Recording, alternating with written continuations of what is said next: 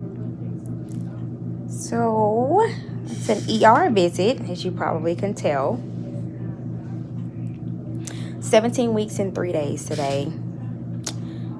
Today was actually a pretty good day. I went back to work today, and it was an actually calm and collected day. It really wasn't hectic at all. But while I was in the kitchen getting ready to cook me some dinner, I felt not a rush of blood, but I felt something trickling out of there. So I went to the bathroom, and I didn't even have to wipe. It was like in my underwear, so it was blood in my underwear. So I wiped, cleaned myself up. It wasn't really that much, so I immediately got the Doppler, and I listened to Rainbow, and she sounded fine. So came to the ER. They have done an ultrasound, and well, I'm waiting for the official word from the radiologist, but baby is doing fine. In fact, she was in there having a party, playing with her feet, and she had the hiccups, and she was hiccuping on the screen. It was so cute. Heart rate was 138, which is normal and strong. So the tech either says that she sees what she thinks is a fibroid or a subchronic hemorrhage, which I thought that, you only got those like in your early weeks of pregnancy when your placenta was forming. But I guess I could be wrong. I'm not a doctor or anything. So waiting for the official word after the radiologist looks over the ultrasound report. And then I'll have official word. I'm pretty sure my next appointment is not until September 9th. I'm pretty sure that my doctor's going to want to see me before then, just due to this ER visit. So I will definitely keep you guys updated.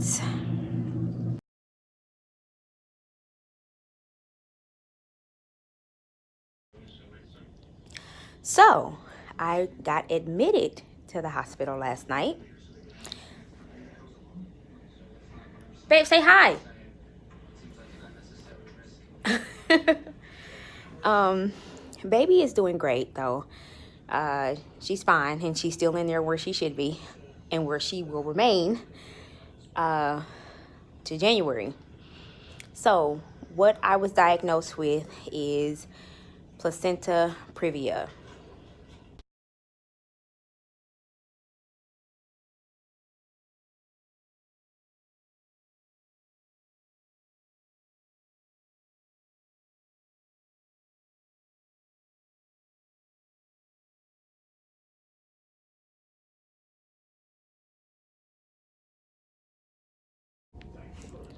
So there are three types of previa. One is where the cervix is, the placenta is close to your cervix. Another is where the placenta is kind of over the opening of your cervix. And the other one, and the last one is when the placenta is completely over your cervix. I heard the nurse say that mine is completely over my cervix.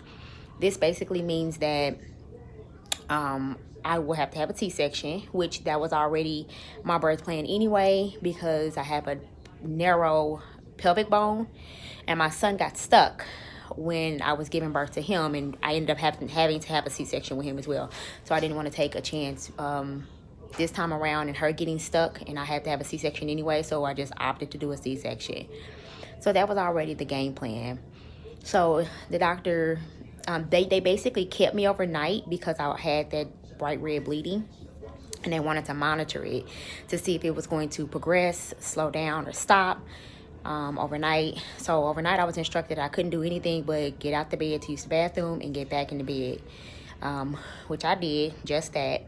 So this morning when I went to the bathroom and I wiped, there was nothing on the pad because they gave me a pad to put on, and those big maternity pads and the big pretty maternity panties that you wear after you give birth.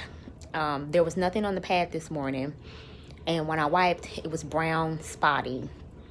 So that's good. It turned brown. So my OB doctor came in to see me this morning, which is also who's going to give birth. And she basically made me feel so much better. The ER doctor totally scared the living daylights out of me. He was so dramatic in his explanation as to what was going on.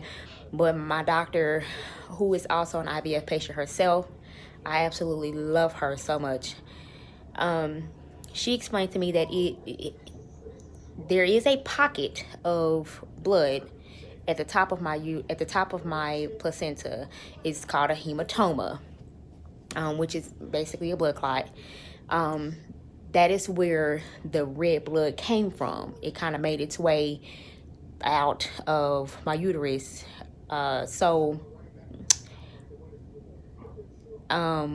She did not put me on bed rest. She put me on pelvic rest. So no strenuous activity, no heavy lifting, no sex. So all those doctor's orders will be followed. We are scheduled. I asked her about 2 trips that we're scheduled for. One is next week and the other one is in October. She told me that as long as the bleeding is not bright red and it continues to stay at the brown spotty, and she's okay with me flying, she just wants me to check in with her next week beforehand. But if I have any signs of red, then absolutely no, I have to stay grounded, and I will follow those orders as well. And she said in October we'll just play it by ear. So I am doing great. Baby's heart rate last night on the ultrasound was 135, and she actually had the hiccups. Of course I didn't get any pictures because I was in the ER. She had the hiccups on the ultrasound. It was so cute. Her little body was hiccuping and moving. She's playing with her feet, so she is in there still thriving, and I'm so grateful for that. When we got up to, because they put me on labor and delivery to monitor me. So when we got up to labor and delivery, they did a Doppler to get her heart rate. When we got up here, it was 137. So heart rate has been strong all last night. This morning they did it, and she gave them a run for their money. 2 nurses had to come in, just like last night, but 2 nurses had to come in and try to find her on the Doppler. Heart rate was 155. So she's doing great in there. I'm just going to follow the doctor's orders and take it easy. Hematomas do resolve themselves, and my doctor said that mine's is small. So I'm kind of shocked that I got one, because I have read about them, and I usually hear that women get them like in early stages of pregnancy. So kind of a bit of a shocker, but a little bit of TMI. Of course, we didn't know that my cervix, I knew that I had an interior placenta, which means that my placenta is in the front of my uterus instead of post-interior, which is in the back, or posterior, which is in the back of my placenta. So Corey and I, we did the do, and apparently sex is totally safe during pregnancy. It's totally safe. But apparently, because my placenta is previa, which is over my cervix, and it's low, us doing the do probably kind of irritated it, which is what I'm being told. But still, like, we're not at fault. It's just something that happened. And it is something that is resolvable, and it's not harmful to our daughter. So thank goodness for that. I will keep you guys updated on the rest of the week, because this is my 17th week. So today I'm 17 and 4, and I will be back in a few days to let you guys know if I'm still brown spotting or if anything changed. Stick around.